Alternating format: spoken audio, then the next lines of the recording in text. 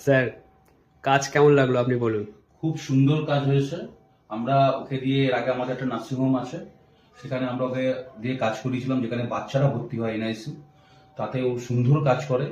এটাও খুব সুন্দর করেছে আমাদের ফ্ল্যাটটা। তো আমার তো খুব পছন্দও হয়েছে ওর কাজ। আপনারা ওকে দিয়ে কাজ করাতে পারেন, খুব ভালো ছেলেও। আগে তো মানুষ ভালো হতে হয়, তারপরে সে আর্টিস্ট ভালো কিনা। ও খুব ভালো ছেলে। আপনারা ওকে দিয়ে কাজ করান। আশা করি মানে আনন্দ পাবেন ওকে দিয়ে কাজ করিয়ে। নমস্কার। Hello everyone. তো আমি আর আমার টিম বেরিয়ে পড়েছিলাম কলকাতা শ্যামবাজারের উদ্দেশ্যে, স্যারের ফ্ল্যাটের ওয়াল পেন্টিং এর উদ্দেশ্যে। আর আমি জাস্ট স্কেচগুলো রেডি করেই ওরা কালার ফিল করছিল। আর ব্যালকনিতে একটা মুরাল আর্ট করছিলাম, শেষে দেখাবো ওটা। তো ওরা কালার ফিল করার পরেই আমি জাস্ট হাইলাইটস এবং বর্ডারগুলো দিচ্ছিলাম ড্রয়িংটায়।